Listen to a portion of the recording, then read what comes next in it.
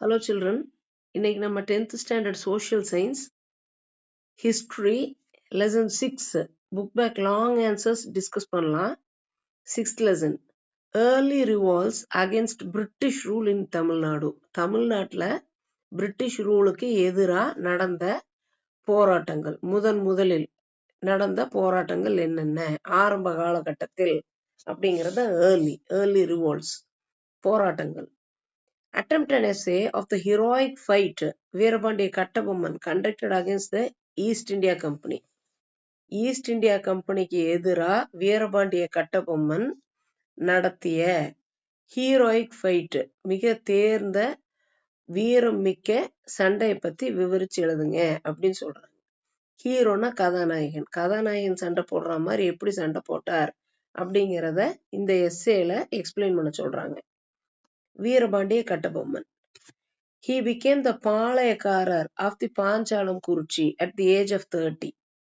பாளையக்காரர் அப்படின்னா ஒரு ஊர் தலைவர் மாதிரி, பாதுகாப்புக்கு இருக்கிற முக்கியமான வீரர்கள். ஒரு ஏரியாவுக்கு, ஒரு ஜில்லா, ஒரு டிஸ்ட்ரிக்ட் அப்படின்னு இப்ப சொல்றோம் இல்லைங்களா, அந்த மாதிரி ஒரு குறிப்பிட்ட எல்லைக்குட்பட்ட நிலப்பிரதேசத்துல பாதுகாப்புக்குன்னு நியமிக்கப்படுற தலைவர்கள் தான் பாளையக்காரர்கள். அவர் 30 வயசுல பாஞ்சாலம் குறிச்சிக்கு பாளையக்காரரா தேர்ந்தெடுக்கப்படுகிறார். On the death of his father Jagavira Pandiya Kattabomman. அப்ப அவங்க அப்பா ஜெகவீர பாண்டிய கட்டபொம்மன் இறந்ததுக்கு அப்புறம் அவரோட போஸ்டிங்கை இவர் எடுத்துக்கிறார். The company had gained the right to collect taxes from Panchalam Kurichi. அந்த சமயத்துல ஈஸ்ட் இந்தியா கம்பெனி பாஞ்சாலம் குறிச்சியில நில வரிகளை வசூல் பண்றதுக்கு உரிமைகளை பெற்றது.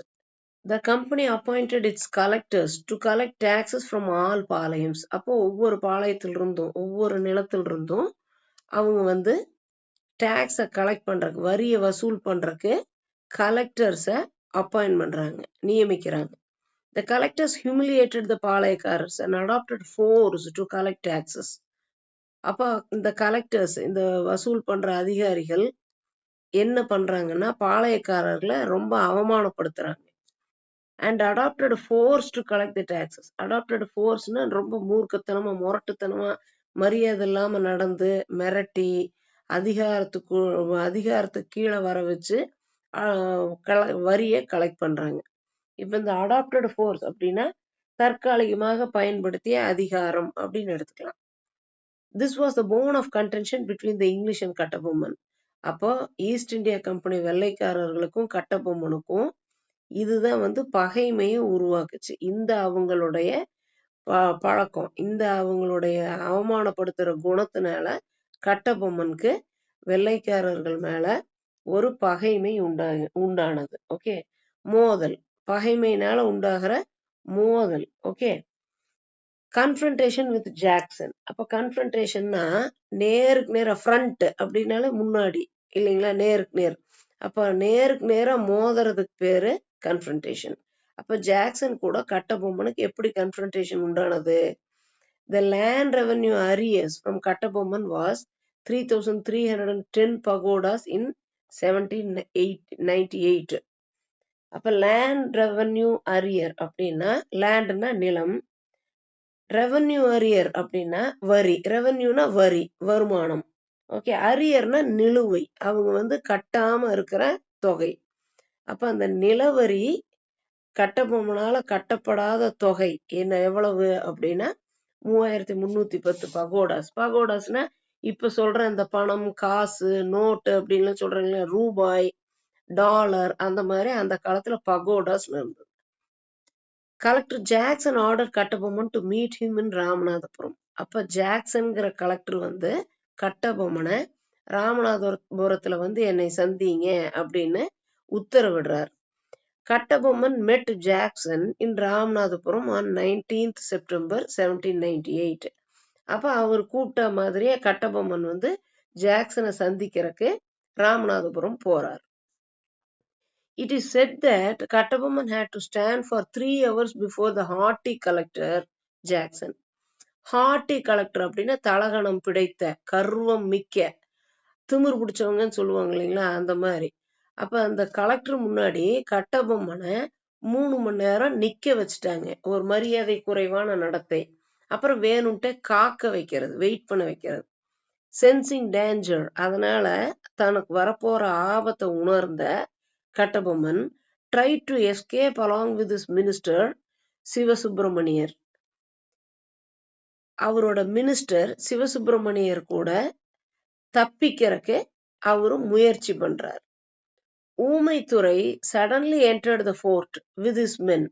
ஊமைத்துறை திடீர்னு கோட்டைக்குள்ள அவங்களுடைய ஊமைத்துறையோட ஆட்களோட வீரர்களோட நுழையிறார். and helped the escape of Kattabomman. Kattabomman தப்பிச்சு போறக்கு ஊமைத்துறை அவங்களுடைய வீரர்களை யூஸ் பண்ணி கட்டபொம்மனை தப்பிக்கிறதுக்காக உதவி செய்யறார். Sivasubramaniyanar was taken prisoner. இந்த தப்பிக்கும் போது கட்டபொம்மன் தப்பிச்சிடுறாரு, சிவசுப்பிரமணியனார் மாட்டிக்கிறார். அதனால அவரை கைது செஞ்சிடறாங்க. Appearance before the Madras council. Madras கவுன்சில்னா ஒரு குழு, ஓகே, ஒரு ஆலோசனை சபை அப்படின்னு எடுத்துக்கலாம். அப்ப அந்த சபை முன்னாடி அப்பியர் ஆகிறார் அப்படின்னா தோன்றுகிறார். சபை முன்னாடி அட்டெண்ட் பண்றார். Kattabomman appeared before the committee. அந்த கமிட்டி முன்னாடி இவர் போய் ஆஜராகிறார். That sat on 15th December 1798 and reported on what transpired in Ramanathapuram. அப்ப அந்த ராமநாதபுரத்துல நிகழ்ந்தவை என்ன, டிரான்ஸ்பயர்னா என்ன நடந்தது அப்படிங்கிறத சொல்றாங்க. The committee found Kattabomman was not guilty. அப்ப அந்த கலெக்டர் தான் மரியாதை குறைவா நடத்தினாரு, கட்டபொம்மன் மேல எந்த ஒரு தவறும் இல்ல, அவர் மேல எந்த குற்றமும் இல்ல அப்படின்னு கமிட்டி கண்டுபிடிக்குது. Jackson was dismissed from service. அப்ப அந்த திமிரு பிடித்த கலெக்டர் ஜாக்சனை அவரோட வேலையிலிருந்து டிஸ்மிஸ் பண்ணிடுறாங்க, நீக்கிடுறாங்க. Kattabomman cleared all the revenue arrears, leaving only a balance of 1080 pagodas. அந்த 3000 சம்திங் இருந்த பகோடாஸ எல்லாம் கொஞ்சம் கொஞ்சமா கட்டி முடிச்சு வெறும் 1080 பகோடாஸ் மட்டும் நிலவரி அரியரா பேலன்ஸ் மீதி வச்சிருந்தாரு கட்டபொம்மன். மீதி அமௌண்ட் ஃபுல்லா அவரு கட்டி முடிச்சிடுறார், செலுத்தி முடிச்சிடுறார். கட்டபொம்மன் அந்த கான்ஃபெடரசி ஆஃப் பாளையக்காரர்ஸ். அப்ப கட்டபொம்மனும் கான்ஃபெடரசினா கூட்டணி, கூட்டு, குழு, சங்கம், இது எல்லாமே கான்ஃபெடரசி தான். அப்ப பாளையக்காரர்கள் உண்டாக்கிய ஒரு சங்கம். மருது பாண்டியர் ஆஃப் சிவகங்கையை சேர்ந்த மருது பாண்டியர் ஃபார்ம்டு த சவுத் இந்தியன் கான்ஃபெடரசி. அப்ப தென்னிந்திய சபைய இவரு உருவாக்குறார் மருது பாண்டியர். ஆஃப் ரிபல்ஸ், போராட்டக்காரர்கள், அகேன்ஸ்ட் த பிரிட்டிஷை எதிர்க்கும் போராட்டக்காரர்கள். Kattabomman was interested in this confederacy. அப்ப இந்த சபையில, இந்த கூட்டத்துல, இந்த கூட்டணியில சேர்றதுக்கு கட்டபொம்மன் ரொம்ப ஆர்வமா இருந்தார். Marudhu brothers and Kattabomman jointly decided on the confrontation with the English. அப்ப மருது brothers, மருது பாண்டியர்கள் சகோதரர்கள், மருது சகோதரர்களும் கட்டபொம்மனும் சேர்ந்து இங்கிலீஷ்காரங்களை, வெள்ளக்காரங்க கூட நேரடியா மோதறக்கு முடிவு செய்யறாங்க. Kattabomman tried to influence Sivagiri பாளையக்காரர் who refused to join. Kattabomman அவருடைய செல்வாக்க பயன்படுத்தி சிவகிரி பாளையக்காரரை இந்த கூட்டணிக்கு சேர்த்தணும்னு அழைக்கிறார். அதுக்கு அவர் மறுத்தர்றார், அவர் சேரல. சிவகிரி பாளையக்காரர் கட்டபொம்மன் கூட்டணி கூட சேரல, மருதுபாண்டியர் கூட்டணி கூட சேரல. So the company considered the expedition of Kattabomman as the challenge to the authority. அப்ப அத்தாரிட்டினா அதிகாரம், கம்பெனியோட அதிகாரத்துக்கு எதிரா கட்டபொம்மன் செய்யற முயற்சிகள், எக்ஸ்பெடிஷன்னா முயற்சிகள், அதை கன்சிடர் பண்ணி அதை புரிஞ்சுக்கிட்டு அவர் எப்படி வெள்ளக்காரங்களை சேலஞ்ச் பண்றார், எதிர்க்கிறார் அப்படிங்கிறத புரிஞ்சுக்குது. Okay, the company order the army to march on to Tirunelveli. அப்ப கட்டபொம்மனை ஒழிக்கணும் இல்லையா, அதுக்காக திருநெல்வேலியை நோக்கி தன்னுடைய படைகளை அனுப்புறக்கு உத்தரவிடுறாங்க. Okay, now the siege of Panchalam Kurichi. சீஜ்னா முற்றுகை. ஓகே, ஒருத்தங்களை தோற்கடிக்கிறதுக்காக சுற்றி வளைப்பாங்க இல்லைங்களா, அதுக்கு பேர் தான் சீஜ். அப்ப பாஞ்சாலம் குறிச்சி எப்படி சுற்றி வளைத்தார்கள்? On 1st October 1799, an ultimatum was served on Kattabomman to surrender. அல்டிமேட்டம்னா இறுதி எச்சரிக்கை, இறுதி நாள் குறிச்சு கொடுக்கறது. இதுக்குள்ள நீ சரண்டர் ஆயிரணும், கைது ஆயிரணும் அப்படின்னு சொல்லி கட்டபொம்மனுக்கு ஒரு ஆர்டர் பிறப்பிக்கிறாங்க, ஒரு உத்தரவு பிறப்பிக்கிறாங்க. கட்டபொம்மன்ஸ் evasive reply prompted Bannerman to attack his fort. அப்ப அதுக்கு evasive reply அப்படின்னா நழுவுற மாதிரியான பதில், மழுப்புற மாதிரியான பதில் கட்டபொம்மன் சொல்றார். அதுக்கு பேனர்மேன் அவரோட கோட்டைய அட்டாக் பண்றதுக்கு பிளான் பண்றார். ப்ராம்ப்டட் அப்படின்னா இவரோட மழுப்பலான பதில் பேனர்மேன இவரோட கோட்டையை அட்டாக் பண்றதுக்கு தூண்டி விட்டுச்சு, ப்ராம்ப்ட் பண்ணுச்சு. Bannerman moved his entire army to Panchalam Kurichi on 5th September. அப்ப கண்டிப்பா கட்டபொம்மனை தோக்கடிச்சிடணும், ஜெயில போட்டணும்ட்டு ஒரு ஃபுல் ஆர்மி, என்டையர்னா முழுமையான படையையும் பாஞ்சாலம் குறிச்சிக்கு அனுப்பிச்சு விடுறார். They cut off all the communications to the fort. அப்ப அந்த கோட்டைக்குள்ள போகிற எந்த ஒரு நுழைவு வாயிலையும் உள்ள போக முடியாத மாதிரி அடைச்சிடுறாங்க, கட் பண்ணிடுறாங்க. Even then Kattabomman refuse to surrender. அப்படின்னாலும் கட்டபொம்மன் கைதாகிறதுக்கு மறுத்தர்றார். Execution of Kattabomman. கட்டபொம்மன் எப்படி தண்டிக்கப்படுகிறார் அப்படிங்கிறது தான் எக்ஸிகியூஷன். ஒரு பனிஷ்மெண்ட், ஒரு தண்டனைய கொடுத்து தண்டிக்கப்படுவதுக்கு பேரு execute. Kattabomman escaped to Pudukkottai. புதுக்கோட்டைக்கு தப்பிச்சு போறார். The British put a price on his head. கட்டபொம்மனை பிடிச்சு கொடுக்கறவங்களுக்கு இந்த பரிசு வழங்கப்படும்னு அறிவிக்கிறாங்க. Betrayed by the Rajas of Ettayapuram and Pudukkottai, Kattabomman was finally captured. பீட்ரேயல் அப்படின்னா துரோகம். அப்ப எட்டயபுர ராஜாவும் புதுக்கோட்டை ராஜாவும் கட்டபொம்மனுக்கு துரோகம் இழைத்து வெள்ளைக்காரர்கிட்ட கட்டபொம்மன் இங்க இருக்காங்க அப்படின்னு சொல்லி கொடுத்துட்றாங்க. அதனால கட்டபொம்மன் was finally captured. கடைசியாக சிறைபிடிக்கப்படுகிறார். A trial was conducted. அப்போ ஒரு விசாரணை நடந்தது. In front of all the பாளையக்காரர்ஸ். எல்லா பாளையக்காரர் முன்னாடியுமே ஒரு நீதி விசாரணை நடந்தது. During the trial, Kattabomman bravely admitted all the charges leveled against him. அப்ப அவருக்கு leveled against him அப்படின்னா அவர் மேல சுமத்தப்பட்ட குற்றச்சாட்டுகள், அது சார்ஜஸ், குற்றச்சாட்டுகள் எல்லாத்தையுமே அவரு bravely admitted அப்படின்னா வீரத்தோட ஒத்துக்கிறார். Kattabomman was hanged from a tamarind tree in the old fort of Kayathar, close to Tirunelveli. Kattabomman கடைசியாக ஒரு புளிய மரத்துல தூக்கில் தொங்க விடப்படுகிறார். அது எங்கன்னா ஓல்டு ஃபோர்ட், ஒரு பழைய கோட்டை. எங்க இருக்கு? கயத்தார்ல, திருநெல்வேலி பக்கத்துல. தஸ் அதனால இப்படியாக the heroic fight of Kattabomman came to end. கதாநாயகன் போல மிகவும் கோபத்தோட, மிகவும் ஆக்ரோஷத்தோட சண்டை போட்ட கட்டபொம்மனோட முடிவு வந்தது. Highlight the tragic fall of Sivaganga and it's outcome. Tragedy அப்படின்னாலே ஒரு சோகமான பயங்கரமான முடிவு. அப்ப டிராஜிக் ஃபால் அப்படின்னா ஒரு துயரமான வீழ்ச்சி. சிவகங்கை எப்படி வீழ்ந்தது, அதனுடைய அவுட்கம் முடிவு என்ன? Proclamation of 1801 was pasted on the walls of Nawab's palace in Tiruchirappalli fort. அப்ப திருச்சிராப்பள்ளி கோட்டையில் இருக்கிற நவாபோட பேலஸ், அரண்மனையில ஒரு பிரகடனம், ப்ரொக்ளமேஷன்னா ஒரு அறிவிப்பு, எல்லா செவர்கள்லையும் ஒட்டப்படுது. ஓகே, அந்த திருச்சிராப்பள்ளி ஃபோர்ட்ல இருக்கிற நவாபோட பேலஸ்லயும் ஸ்ரீரங்கம் கோயில் சுவற்றுலையும் ஓட்டுறாங்க. பிரகடனம் என்னன்னா, நாங்கள் விடுதலை பெற்றுவிட்டோம், நாங்கள் சுதந்திரமானவர்கள், நாங்கள் வெள்ளைக்காரர்களை எதிர்க்கிறோம் அப்படிங்கிற பிரகடனம், போருக்கு தயார் அப்படிங்கிற பிரகடனம். Chinna Marudhu collected nearly 20,000 men to challenge the English army.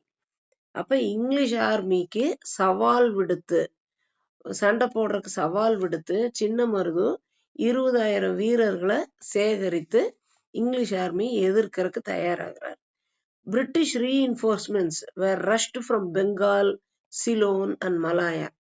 அப்ப இந்த இடங்கள்ல இருந்து பிரிட்டிஷோட வலுப்படுத்தும் வீரர்கள். அப்போ ரீஇன்ஃபோர்ஸ்மெண்ட் அப்படின்னா முதல்லயே பிரிட்டிஷுக்கு பவர் இருக்குது, கூட்டம் வீரர்கள் இருக்கிறாங்க. அதுக்கு பலப்படுத்துற விதமா பெங்கால்ல இருந்து, சிலோன்ல இருந்து, மலாயால இருந்து வீரர்கள் அனுப்பப்படுகிறார்கள். ரஷ்டு அப்படின்னா வேகமா அனுப்புறாங்க. The rajas of Pudukkottai, Ettayapuram and Thanjavur stood by British. வெள்ளைக்காரர்களோட இணைந்து நின்றவர்கள் புதுக்கோட்டை ராஜா, எட்டயபுரம் ராஜாவும், தஞ்சாவூர் ராஜாவும். Divide and rule policy followed by English split the forces of palayakkarar soon. அப்போ இங்கிலீஷோட பாலிசிய பிரித்தாழ்வது, எல்லாத்துக்கிட்டையும் பிரிவினை உண்டாக்கி சண்டையை போட வச்சு அவங்க நம்மள ஆட்சி புரிவாங்க. அதுதான் பிரிட்டிஷ்காரங்களோட எப்பயுமே இருக்கிற தந்திரமான டெக்னிக். அப்போ அவங்க அந்த டிவைட் அண்ட் ரூல் பாலிசியை ஃபாலோ பண்ணினதுல இந்த பாளையக்காரர்களோட கூட்டணி முறிந்தது. ஸ்பிளிட் ஆகுது அப்படின்னா பரவலா அவங்க பிரிஞ்சிடுறாங்க. ஃபால் ஆஃப் சிவகங்கை, சிவகங்கையோட வீழ்ச்சி. In May 1801, English attacked the rebels in Tanjavur, Tiruchirappalli, Piranmalai and Kalaiyar கோயில். அப்போ இந்த இடங்கள்ல எல்லாம் வெள்ளைக்காரர்கள் போராட்டக்காரர்களை தாக்குறாங்க. They were again defeated by the forces of English. அப்போ அவங்க திரும்பவும் தோற்கடிக்கப்படுகிறார்கள். ஓகே, டிஃபீட்டட் அப்படின்னா மடக்கி பிடிக்கப்படுகிறார்கள், தோற்கடிக்கப்படுகிறார்கள். In the end, the superior military strength, superior அப்படின்னா திறமை வாய்ந்த, தகுதிகள் நிறைந்த, military strength பலத்தோட, பலம் கூடிய இந்த military force இங்கிலீஷ்காரங்க கிட்ட இருந்தாங்காட்டியும் the able commanders, திறமை வாய்ந்த கமாண்டர்கள், அதிகாரிகள், ஓகே, இருந்ததுனால இங்கிலீஷ் கம்பெனி prevailed. அப்ப prevailedனா நிலைத்து நின்றது. ஓகே, மேலோங்கியது அப்படின்னா prevailed. The rebellion failed and Sivaganga was annexed in 1801. அப்ப இந்த புரட்சி தோல்வி அடைந்தது. சிவகங்கை வெள்ளைக்காரர்களோட ஆட்சிக்கு கீழே, வெள்ளைக்காரர்களுக்கு உட்பட்ட நிலப்பகுதி கூட இணைக்கப்பட்டது. Execution of Marudhu brothers. எக்ஸிகியூஷன்னா தண்டனை, சிறை தண்டனையோ தூக்கு தண்டனையோ, அதை எக்ஸிகியூஷன் ஆஃப் மருது பிரதர்ஸ் அப்படின்னு எழுதியிருக்காங்க. Marudhu brothers were executed in the fort of Tiruppattur. அப்போ மருது பிரதர்ஸ் அவங்களுக்கு தண்டனை வழங்கப்படுகிறது. எங்கே? திருப்பத்தூர் கோட்டையில. Oomathurai and Sevathaiya were captured and beheaded. இவங்க 2 பேர்த்த பிடிச்சு, கேப்சர்ட்னா சிறைபிடித்து, beheaded அப்படின்னா அவங்க தலைய துண்டிச்சிடுறாங்க, தலைய வெட்டிடுறாங்க. 73 rebels, 73 போராட்டக்காரர்கள் were exiled to Penang in Malaya. மலாயால் இருக்கிற பெனாங்குக்கு நாடு கடத்தப்படுகிறார்கள் அப்படின்னா exiled. Okay, though the பாளையக்காரர்ஸ் fell to English, their exploits and sacrifices inspired later generations. பாளையக்காரர்கள் தோற்றாலும் அவங்களுடைய வீர தீர செயல்கள், சாதனைகள், எக்ஸ்ப்ளாய்ஸ்னா சாதனைகள், சாக்ரிஃபைசஸ்னா அவங்களோட தியாகங்கள், பாளையக்காரர்களுடைய தியாகங்களும் சாதனைகளும் அடுத்தடுத்து வந்த தலைமுறையினரை ரொம்ப ரொம்ப இன்ஸ்பயர் பண்ணுச்சு, ஈர்த்தது. ஓகே, thus அதனால rebellion of Marudhu brothers, which is called South Indian rebellion, is the landmark event in the history of Tamil Nadu. அப்ப தமிழ்நாடோட சரித்திரத்துல இந்த தென்னிந்திய புரட்சி, கிளர்ச்சி, போராட்டம் ரொம்ப முக்கியமான ஒரு காலகட்டமா, முக்கியமான ஒரு நிகழ்வா பார்க்கப்பட்டது. ஓகே, ரிபல்லியன்னா போராட்டம். யார் நடத்தினதுன்னா மருது பிரதர்ஸ். த கர்நாடிக் ட்ரீட்டி, ட்ரீட்டினால ஒரு உடன்படிக்கை. அப்ப கர்நாடிக் உடன்படிக்கை 1801. The British assumed direct control over தமிழகம். அப்ப தமிழ்நாட்டை டைரக்டா கண்ட்ரோலுக்கு கொண்டுட்டு வந்தது பிரிட்டிஷ். அப்படின்னா தமிழகம் நேரடி பார்வையின் கீழ், ஆட்சியின் கீழ், பிரிட்டிஷ் ஆட்சியின் கீழ் போனது. அஸ்யூம்ட் அப்படின்னா துவங்கினார்கள். The பாளையக்காரர் system came to an end in Tamil Nadu. அப்ப பாளையக்காரர் சிஸ்டம், பாளையக்காரர்களை நியமிச்சு ஒரு நிலப்பிரதேசத்தை தலைமை தாங்க வச்சு பாதுகாத்த சிஸ்டம், அந்த முறை வந்து ஒழிக்கப்பட்டது, முடிவுக்கு கொண்டு வரப்பட்டது தமிழ்நாட்டுல. with the demolition of all forts and disbandment of their army. அப்ப அவங்களோட கோட்டைகளை எல்லாம் உடைச்சு அழிச்சிடுறாங்க. அவங்களோட ஆர்மி படைகளை அவங்க வந்து டிஸ்பேண்ட் பண்றதுன்னா கலைச்சிடுறாங்க. ஓகே, so this is the answer for the question tragic fall of Sivaganga and its outcome. Okay, Sivaganga வீழ்ச்சி மற்றும் அதனுடைய முடிவு. Account for the outbreak of Velur revolt in 1806. அவுட்பிரேக்னாலே திடீர்னு வெடிக்கிற, அப்போ வேலூர் புரட்சி வந்து திடீர்னு வெடித்ததை பத்தி எழுதுங்க அப்படிங்கறது இந்த question. Causes for the revolt, இந்த கிளர்ச்சி, இந்த புரட்சி ஏன் வந்தது, அது காரணம் என்ன, causes. The East India Company acquired the revenue districts of Salem and Dindigul. அப்ப வருமானம் வரக்கூடிய மாவட்டங்களான சேலத்தையும் திண்டுக்கல்லையும் ஈஸ்ட் இந்தியா கம்பெனி தன் கைக்கு வசப்படுத்திக்குது. அக்வயர்ட்னா பெற்றுக்கொள்ளுது. The status of raja of Thanjavur was reduced. அப்புறம் தஞ்சாவூர் ராஜாவுக்கு இருந்த அதிகாரங்கள் குறைக்கப்பட்டது. The nawab of Arcot was to cede the districts of north Arcot, south Arcot, Tiruchirappalli, Madurai, Tirunelveli to the company.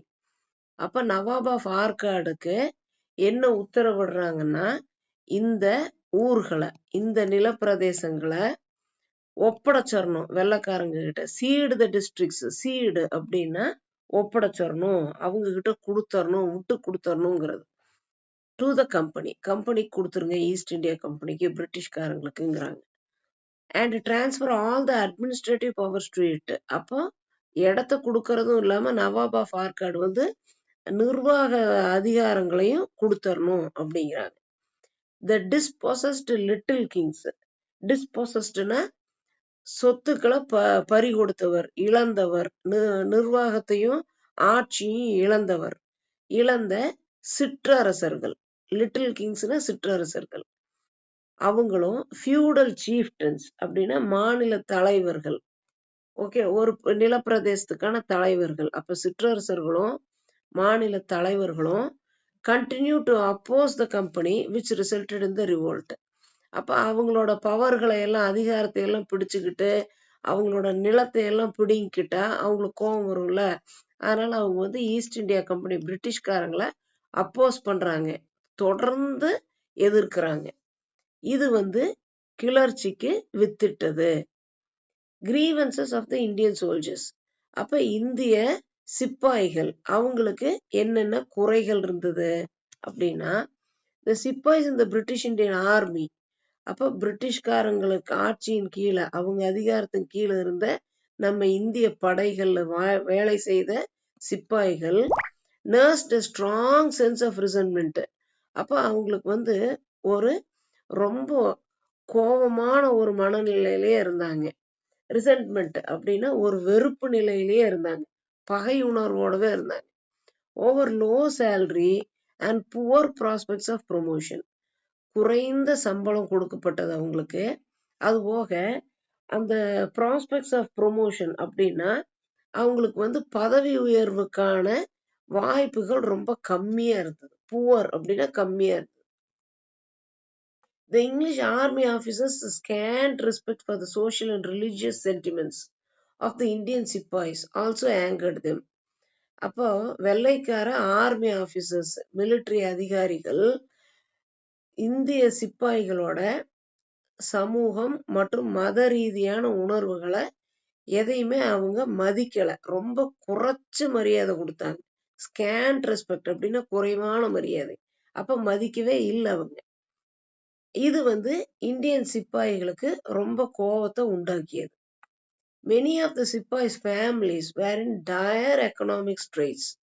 அப்படின்னா எல்லா சிப்பாய்களுடைய குடும்பங்களும் ரொம்ப சிரமமான, ரொம்ப ஏழ்மையான, பணவரவில்லாம சிரமப்பட்டாங்க. ஓகே, கடுமையான பொருளாதார நெருக்கடி அப்படின்னு சொல்லுவாங்க இல்லையா, அதுதான் இந்த dire economic straits. The most opportune situation, அப்போ ரொம்ப நல்ல வாய்ப்பா என்ன வந்தது அப்படின்னா, with the sons and the family members of Tipu had been interned in Vellore fort. அப்ப வேலூர் கோட்டைக்குள்ள டிப்பு சுல்தானோட ஃபேமிலி மெம்பர்ஸும் மகன்களையும் குடும்பத்தாரையும் வேலூர் ஃபோர்ட்ல இன்டர்ன்டு அப்படின்னா அடைக்கப்பட்ட போது சிப்பாய்களுக்கு கலவரம் பண்றதுக்கு நல்ல ஒரு வாய்ப்பு கிடைத்தது.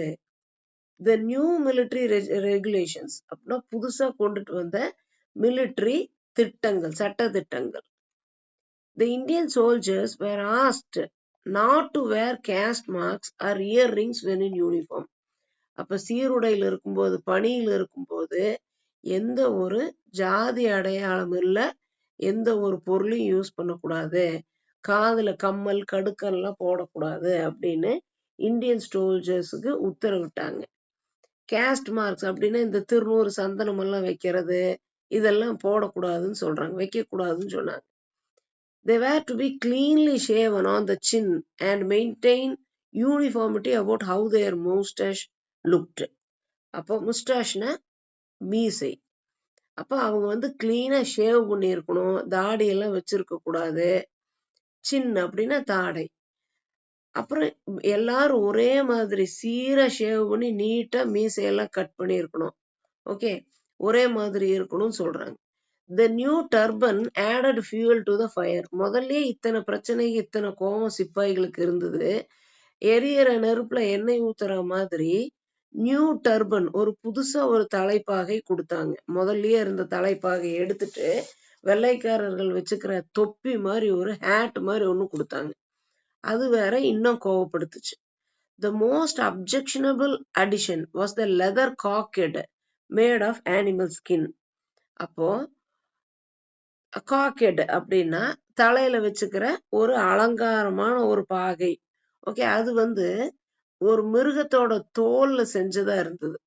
இது வந்து ரொம்ப ரொம்ப அப்ஜெக்ஷனபிள், ஏற்றுக்கொள்ளவே முடியல. இத சேர்த்துனது அடிஷன் வாஸ் த லெதர் காக்கெட், தோல்ல செஞ்சது. இத சேர்த்துனது வந்து ரொம்ப ரொம்ப ஏற்றுக்கொள்ள முடியாத விஷயமா இருந்தது. Outbreak of the revolt, அதனாலதான் திடீர்னு அந்த புரட்சி வெடித்தது. On 10th July 1806, in the early hours, காலையில நேரத்துல the சிப்பாய் started the revolts. சிப்பாய்கள் அவங்களோட கிளர்ச்சியை தொடங்கினாங்க. கொலோனல் பிராங்கர்ட், who commanded the garrison, garrisonna காவல் படை. அப்ப காவல் படையை கமாண்ட் பண்ணின தலைமை தாங்கிய கொலோனல் பிராங்கர்ட் was the first victim. அப்படின்னு முதல்ல பாதிக்கப்பட்டவர், இந்த தாக்குதலுக்கு உள்ளாக்கப்பட்டவர் வந்து கொலோனல் பிராங்கர்ட். கொலோனல் மெக்கரஸ் ஆஃப் 23rd ரெஜிமெண்ட், ரெஜிமெண்ட்னா படைப்பிரிவு. அப்ப 23ஆம் படைப்பிரிவை சேர்ந்த colonel McKerras was killed next. அப்போ ரெண்டாவது கொல்லப்பட்டது வந்து McKerras. Major Armstrong was also killed, ஆம்ஸ்ட்ராங்கையும் கொண்டுறாங்க. About a dozen of other officers were killed within an hour. அப்போ ஒரு மணி நேரத்துக்குள்ள ஒரு 12-13 பேர்த்த கொண்டுறாங்க, அடுத்தடுத்து மற்ற அதிகாரிகளை. இதுதான் வந்து outbreak of revolt. End of the revolt, ரிவால்ட்டோட முடிவு என்ன? Colonel Gillespie reached the fort along with the captain Young. கில்லஸ்பிங்கிற கொலோனல்ங்கிறது ஒரு பதவியோட பேர். அப்போ கொலோனல் கில்லஸ்பியும் கேப்டன் யங்கும் கோட்டையை அடையறாங்க. இந்த மீன் டைம், அதே நேரத்துல rebels proclaimed Fateh Haidar, Tipu's elder son, as their new ruler. இப்ப இந்த போராட்டக்காரர்கள் வந்து ஃபட்டே ஹைடர்ங்கிற திப்பு சுல்தானோட மூத்த மகனை தலைவரா, நியூ ரூலர், அரசரா ப்ரொக்ளைம் பண்றாங்க, அறிவிக்கிறாங்க. And hoisted Tipu's flag over the fort. Tipu சுல்தானோட பிளாக ஹாய்ஸ்ட் பண்றாங்க, ஏற்றுறாங்க, கொடி ஏற்றுறாங்க, திப்புவோட கொடிய. But the revolt was suppressed by British brutally. எவ்வளவுதான் கிளர்ச்சி பண்ணாலும் பிரிட்டிஷ்காரங்களோட பவர் முன்னாடி ஒன்னும் செய்ய முடியல கிளர்ச்சியாளர்கள்னால. அப்ப அவங்கள வந்து சப்ரஸ் பண்ணிடுறாங்க. சப்ரஸ்னா அடக்கி ஆளப்படுகிறார்கள், அடக்கப்படுகிறார்கள். Tipu sons were ordered to be sent to Calcutta. அப்ப திப்புவோட மகன்களை கல்கட்டாவுக்கு போக சொல்லி உத்தரவு பிறப்பிக்கப்படுது. Estimate the revolt. அப்ப ரிவோல்ட் எங்கெங்கதான் நடந்தது, அதனோட முடிவு என்ன, அதை பத்தின விஷயம் என்ன அப்படின்னா எஸ்டிமேட். டோட்டலா போராட்டத்தை பத்தி குறிப்பு அப்படின்னு எஸ்டிமேட். அதை அளக்கிறது. The Vellore revolt failed because there was no immediate help from outside. வெளியிலிருந்து உடனடியே எந்த ஒரு உதவியும் கிளர்ச்சியாளர்கள் பெறல. அதனாலதான் வேலூர் கிளர்ச்சி தோல்வி அடைந்தது. The revolt was not confined to Vellore fort. Vellore ஃபோர்ட்டுக்குள்ளோட இந்த ரிவோல்ட் கன்ஃபைன் ஆகலன்னா அடைக்கப்படல. அது இட் எக்கோடு எங்கெங்கெல்லாம் எதிரொலிச்சது, பெல்லாரி, வாலாஜாபாத், ஹைதராபாத், பெங்களூரு, நாண்டிதர்க் அண்ட் சங்கரிதர்க், இங்கெல்லாம் இந்த கிளர்ச்சி எக்கோ ஆச்சு அப்படின்னா எதிரொலித்தது. அப்ப அங்கேயும் கிளர்ச்சிகள் உண்டு பண்ணினாங்க அப்படிங்கிறது தான் இந்த கொஸ்டினுக்கான answer. Okay, now we have completed this lesson. இன்னும் மற்ற லெசன் எல்லாம் நான் சீக்கிரம் போஸ்ட் பண்றேன். இந்த லெசன் உங்களுக்கு புரிஞ்சிருக்கும்னு நான் ரொம்ப நம்புறேன். டியர் ஸ்டூடெண்ட்ஸ், இந்த ஜெயந்திஸ் எஜுகேர் அப்படிங்கிற சேனல் நீங்க சப்ஸ்கிரைப் பண்ணிக்கங்க. உங்க ஃப்ரெண்ட்ஸ் யாராவது 10th படிக்கிற ஃப்ரெண்ட்ஸ் எல்லாம் இருந்தாங்கன்னா அவங்களையும் சப்ஸ்கிரைப் பண்ணிக்க சொல்லுங்க. ஹிஸ்டரி, அடுத்து சயின்ஸ், அதுக்கப்புறம் இங்கிலீஷ் அப்படின்னு எல்லா சப்ஜெக்ட்ஸும் நான் போஸ்ட் பண்ண போறேன். இன் அ வெரி நியர் ஃபியூச்சர் உங்களுக்கு எல்லாம் ஈஸியா புரியுற மாதிரி எக்ஸ்பிளைன் பண்ணுவேன். அதனால சப்ஸ்கிரைப் பண்ணிக்கங்க. மற்றவங்களுக்கு இந்த சேனலை ரெக்கமெண்ட் பண்ணுங்க. நல்லா படிங்க. Best wishes.